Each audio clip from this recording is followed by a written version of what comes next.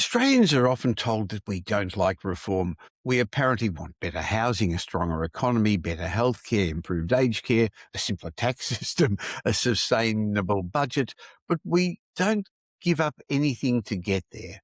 But is this really true? In today's episode of Demographics Decoded, Simon Kuestenmacher and I are going to discuss a recent article he wrote arguing that Australians can handle harsh truths. He wrote that in the New Daily, and I'll give you a link to that. But he also said that leaders need to be honest about the trade-offs and clear about what the country needs and where it's heading. This is where the demographic lens becomes important. Australia's growing, Australia's aging, housing demand's rising, younger Australians are carrying a heavier load, older Australians are understandably trying to protect what they've built. So the real question isn't really whether Australia needs reform. It clearly does. I think the bigger question is whether our leaders have the courage, the imagination, the communication skills to explain why short-term pain may be necessary for long-term gain.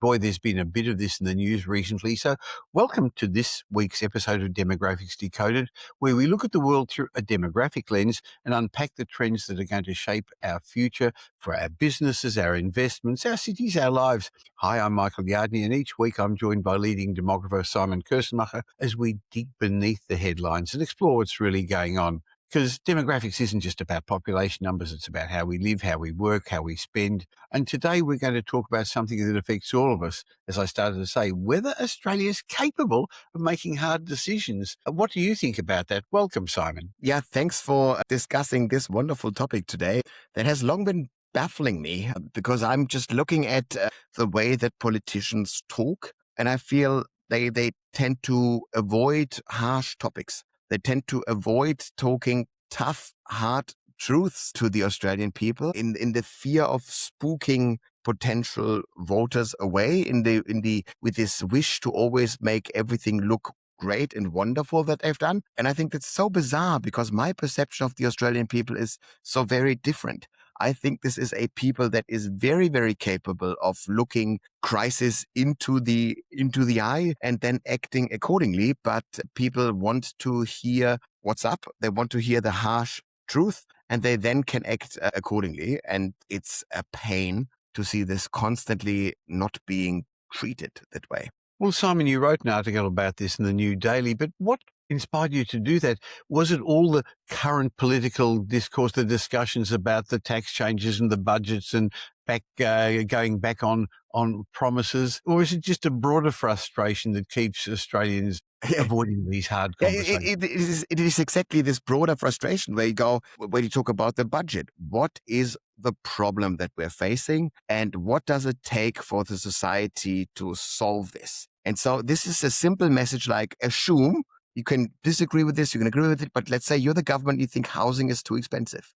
You say, we arrived at a situation where we created a housing system that is too expensive for young people to afford it. We must fix this. Fixing this does come at some sort of cost. Of course. Yeah, some negative things will come from this positive thing that we create. Here are the harsh truths. That's the kind of basic narrative that I would wish we would hear more often, and that would also lead to a more honest public debate about those issues. But it's usually not. Yeah? The issues that we're facing, they aren't hidden. Yeah, we know that we're aging. We know that housing demand goes up. We know that our tax base, the income tax base, is under so much pressure that young people feel that they're being bled dry. We know that infrastructure costs will increase and so forth. But yet we tend to talk around this. We tend to, as politicians, we tend to want to be kind of soft in our messaging. And the Australian people don't need mollycoddling.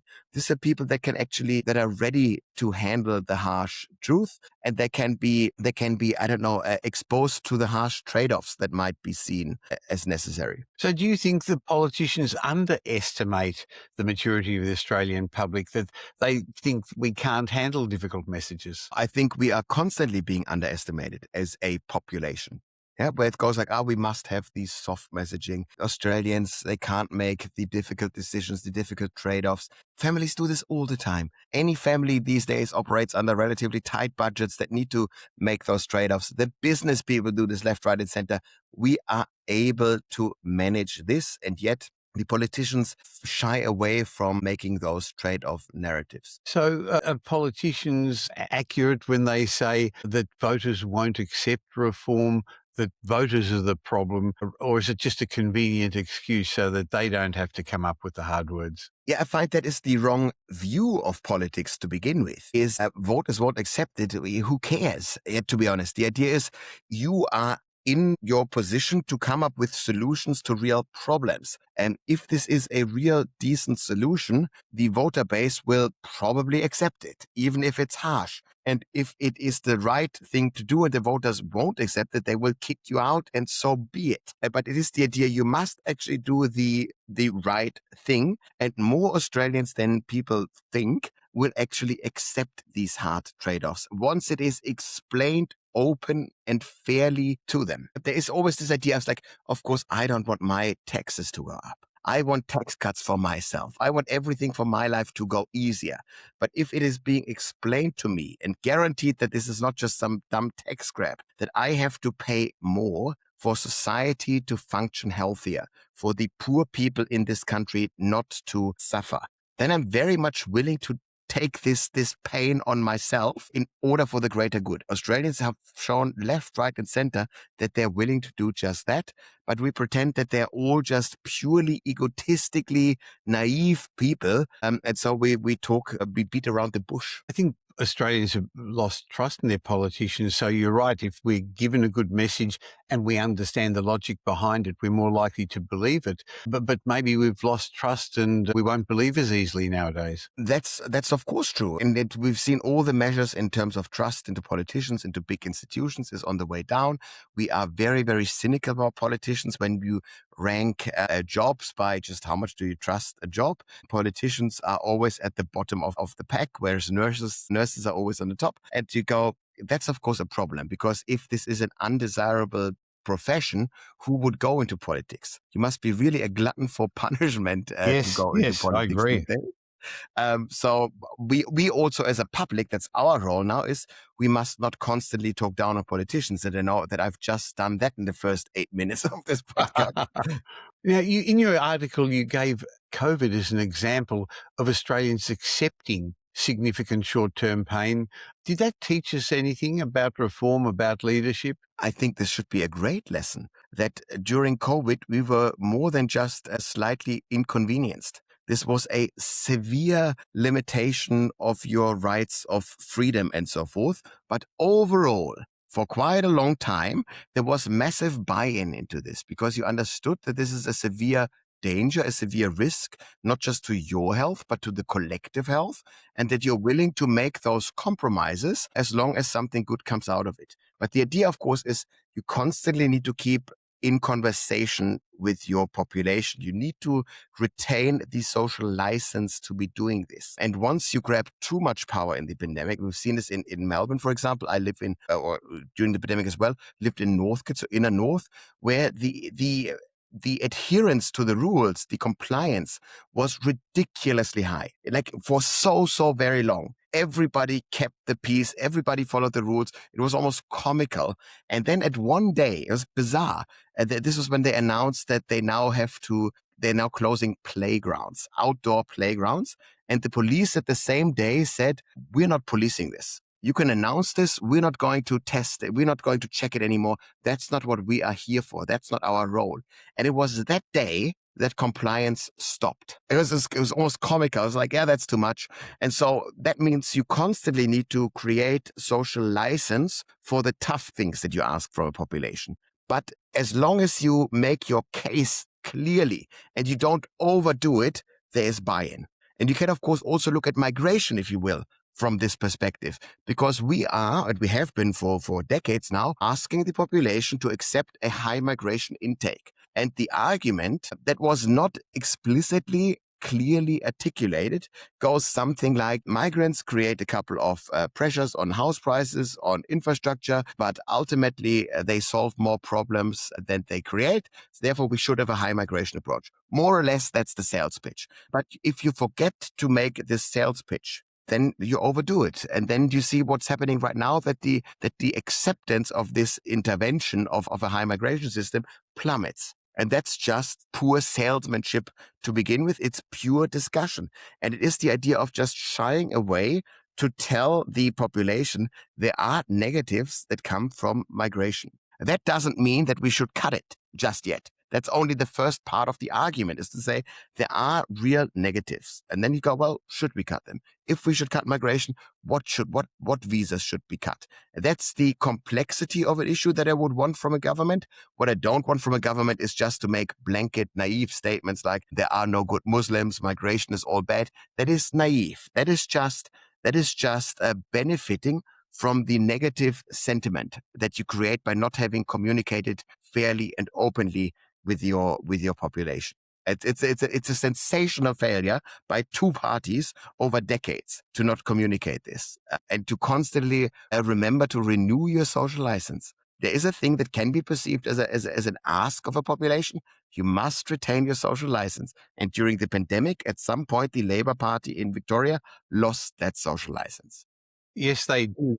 Do you think that now, because of that, that Australians respond differently to tough reforms than they did 6 years or so ago when COVID came in, if we were in a similar situation today? Yeah, I think so. I think it's very rough. So I really hope that we won't get a pandemic in the next 2 decades. There's bird flu at the moment, but who knows? Yeah, exactly. But because if a pandemic could be deadlier, yeah, if you just imagine a scenario where this virus is heaps deadlier than COVID was, and COVID already was deadly, but it's like heaps more deadly, and you definitely need more buy-in from the population. I'm not sure that we would get it right now because No. you lost social license to do this. And you must constantly renew your social license. You must, and this is to a degree, and this is where I now have to pay a tiny bit of tribute to Dan Andrews in Victoria. He very much every day went to the press and was asked tough questions. That's Yes. good. That was an absolute masterpiece of communication. That was well done. But part of the communication failed, and that was to constantly argue about the unknowns. Remember that at the start, we had no idea how deadly or non-deadly or dangerous it is. We didn't even know whether this was airborne or whatever. So you constantly need to go, so far, that's the information that we have. Therefore, we have to be that strict. And then you'd go, if we know it's not as deadly as we right now think, we will loosen this. And so it's this kind of constant back and forth of keeping the social license alive, of making your arguments anew every day. And that, of course, in itself is very difficult because the collective consciousness of a country, of a state, isn't big enough to constantly deal with informations that are completely new. That's difficult. Now, in Australia, we've got short election cycles, and I think we've discussed before in this show how that makes long-term reform, well, almost impossible. Simon, do we need leaders who are willing to lose an election over something that's important? I think that's what I would want in a politician. Any politician that ultimately thinks about retaining power, first and foremost, is catastrophic for me, because you must be willing to have a couple of hills that you're willing to die on. And so you must have a clear conviction. You say, I'm very, very convinced that thing is absolutely crucial for the future of Australia. If you, dear people, don't believe that, you have to vote me out. And I'm willing to go. And then I will thank you for being allowed to be your servant, but that's it. So it's the idea of once you fear that politicians are clinging to power, they lose social license again. So that's a difficult thing. So just by wanting to retain in power more than you want to serve the public, you lose the public's trust. So that is difficult. And of course, if you have a party system that very much pushes career politicians to the top, rather than a couple of, late arrivals to the game, so to speak, you further strengthen the risk of losing social license. And I think we've done this. I think politicians per se lost social license. There are a couple of exemptions. They are usually seen as outsiders. These are the independents. I think the most interesting thing is in the politics use potentially David Pocock, the independent senator from Canberra, because he makes enemies left, right, and center, and he can do this because he sees himself as an independent politician who's also not willing to lose their job.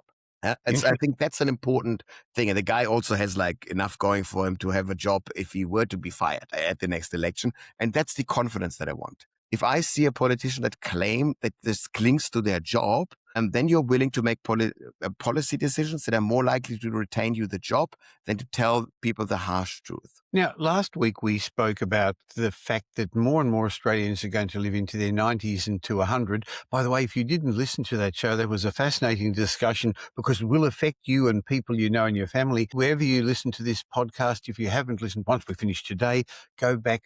And while you're there, subscribe or follow, click the follow button so that each week the algorithm knows you like this type of information, the trend for your future, so that you keep getting our information. But last week we spoke about that. So if we now bring our conversation today to a demographic lens, what's the harsh truth Australians need to hear about aging, Simon? Well, the harsh truth is that our healthcare system is going to be under strain and our aged care system is almost certainly going to fail. So I want this out there. I want a politician to say just that, to say the current aged care system can't possibly be scaled up. We're doubling the aged care population in 14 years as of now. It's like, that's not working. You can't double the aged care system, the capacity of the aged care system in 14 years. So there will be more suffering in old age. Not for the rich folks. They'll get the services. But the bottom end of Australia, that's going to be tough. Yeah, so that's not fun. Like, there are no votes to be won with this statement. Yeah, but this is the kind of alarm bell that I would want to hear ringing loud and clear so that we at least have a fighting chance to introduce more policies that then ultimately slow down the negative impacts a bit. Yeah, and Australians, once they are rallied to a good cause, are extremely kind, are extremely willing to sacrifice their own comforts for the greater good. We see this whenever there is, and this happens often enough, whenever there's a town flooded, a town burnt down, and you see the camera crews going in and interviewing people, the acts of kindness, of Yes. selflessness that are being recorded, they are heartwarming, tear-wrenching every single time, without exception. It is human nature, it is Australian in someone in its deep national core to act this way. And so you can actually bank on that as a politician. You don't need to shy away and just mollycoddle what is a really tough population. Well, there's another discussion that I think politicians have not handled correctly, and we've discussed it in previous episodes before, and that's about housing affordability. And we've discussed in a recent episode, do politicians really want property values to drop? On the one hand, they say they want a painless solution to this affordability issue. On the other hand, there's an election coming up next year. No politician is going to get voted in if the value of your and my house goes down. They recognise that that's not what the voters want.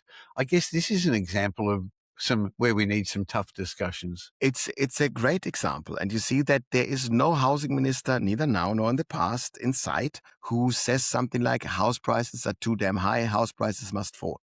Yeah, because then they remember that 3/4 of the voters actually own their property outright or have a mortgage on it.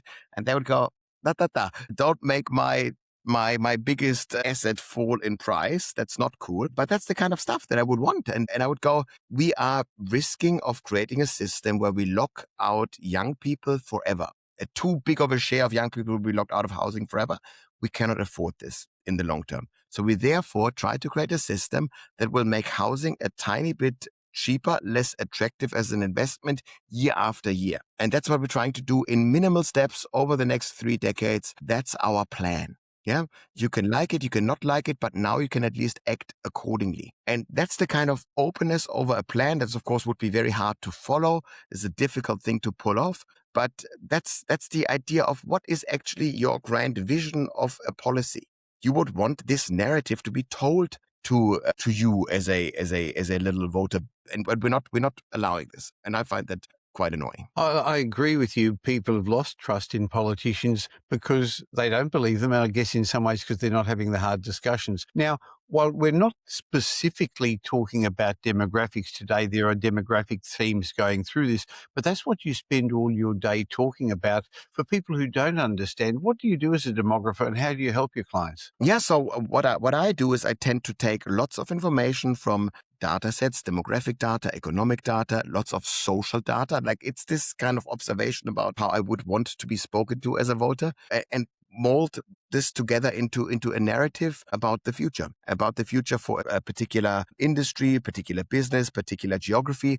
And so I speak at events. That's the biggest part of the business, and I consult about this with my clients.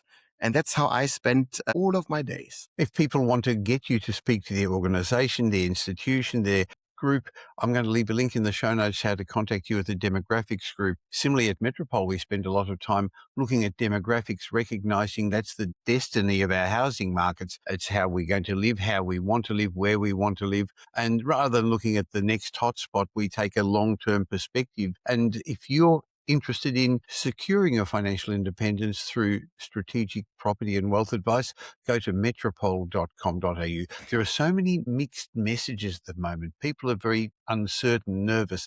If you want to understand how all these changes are going to affect you personally, I'll leave a link in the show notes. Go to metropole.com.au, leave us your details, and why not have an obligation-free chat with one of our wealth strategists? You'll find we're much more than just a buyer's agent. We help our clients safely grow, protect, and pass on their wealth through strategic advice. Simon, just getting back to this, then is this now going to end up a generational war when we talk about housing like we did tax, aging? Is it going to be a young versus old argument? Is that part of the reason the politicians are just too scared to even enter this discussion? Yeah, there's always a risk is of framing any kind of thing about this terrible conflict between two different groups. This can be, old versus young, can be migrants versus locals. That's terrible. Once you create these kind of, conflict, these discussions where there's always like an enemy and a good person. That's not what I want. Yeah, so I would, of course, want to phrase any generational issue as this generational bargain of just explaining how well have you done it. And any narrative that just spins old people, old Australians as villains, that is naive. It's also harsh because usually these are your parents, and as in the most usual setups, that's not good. Yeah, and so everyone wants a fair go. Everyone wants to be treated fairly. But of course, you kind of need to, if there is a policy decision that you need to make where you say we must minimize certain kind of, and we don't need to do this in Australia, but for example, in Germany, pension payouts for old people, we can't grow them at the pace that we plan to. You must clearly communicate this. Yeah, and you must do this on logical terms rather than allowing this to drag into some sort of moral good versus bad, old versus young narrative. I want everyone to be honest in the discussion. I want everyone to have cold hard facts to deal with. And yeah, the generational warfare thing that always emerges, I find that by now boring. And I find it also dangerous because you don't want to have this intergenerational conflict in a system. Yeah. I guess similarly, the discussion about migration is creating a lot of conflict, isn't it? Yeah, and then we already hinted at it just then, but it's so dangerous because migration is a very, very complex issue. And I want people to be precise in their criticism about migration. So also when you say migration is too high for what? What are the problems that you're going to tackle?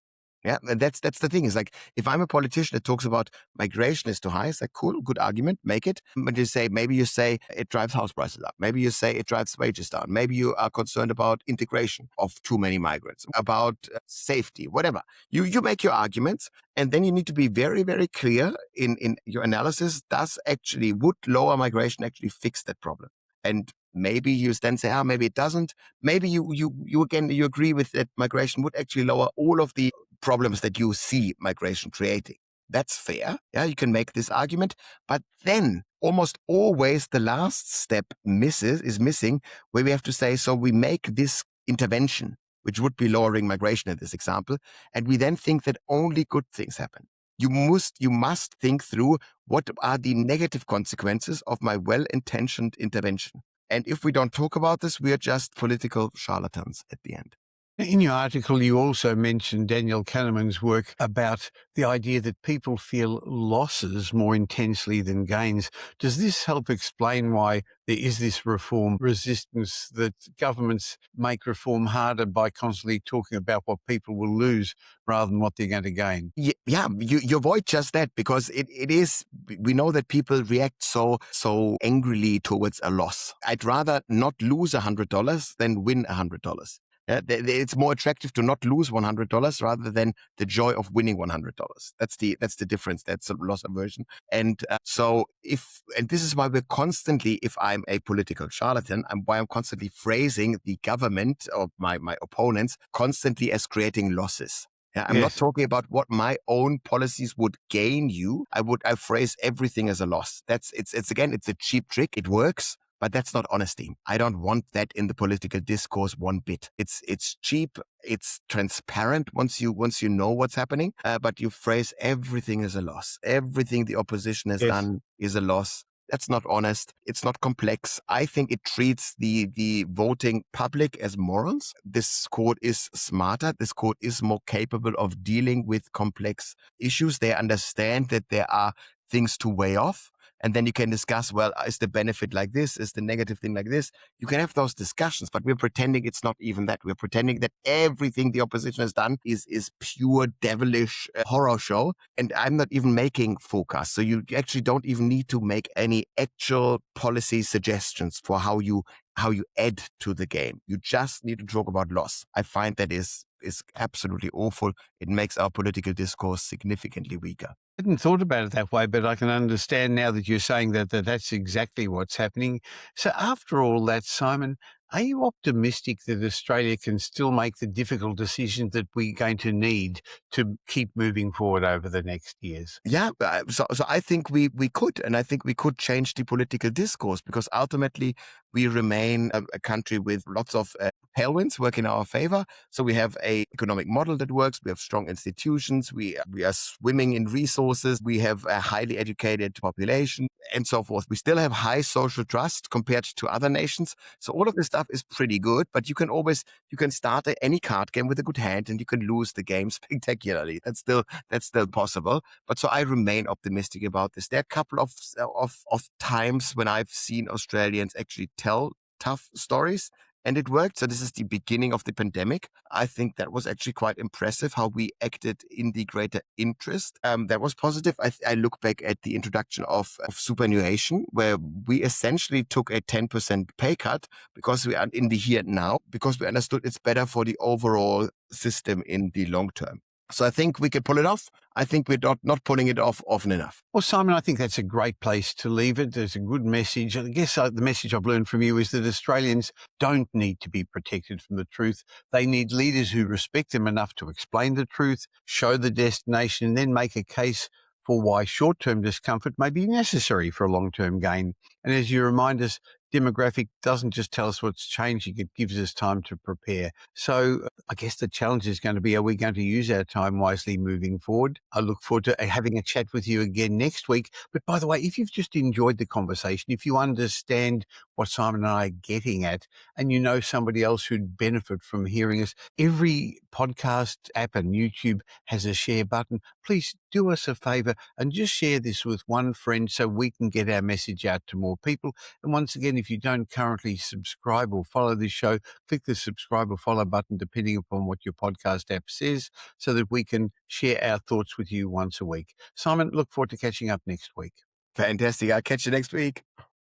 This Demographics Decoded podcast has been brought to you by Metropole Property Strategists. We provide a complete range of services to help our clients safely create intergenerational wealth through strategic property and wealth advice. If you're looking to buy an investment property or your next home, why not have a discovery chat with one of our wealth strategists? Just go to metropole.com.au and explore your options. You'll find we're much more than just another buyer's agent. We provide a complete range of services, including property advisory, wealth advisory, home buying, buyer's agency, property management, renovations, and development management services. The team at Metropole will help you with frameworks that I've fine-tuned over 5 decades, and we've been helping clients with for well over 25 years. We're big enough to tip the scales in your favour, but still small enough to care. In between these Demographics Decoded shows, you can follow me on social media, and I suggest you also follow Simon Kuestenmacher. You'll find him regularly posting on all social media platforms. And thanks for spending the last little while with Simon and me. I hope you got some benefit from the show. And if you did, and you know somebody who may also benefit, please tell them about Demographics Decoded. There's a share button on every podcast app. I hope you're going to be doing them a favour, and you're definitely going to be doing us a favour, helping us in our quest to make as many people as possible aware of the demographic changes that are going to be shaping their future. And of course, if you don't currently subscribe, we'd love you to. And of course, any of the information that we've been sharing with you is general information because we don't know your specific circumstances.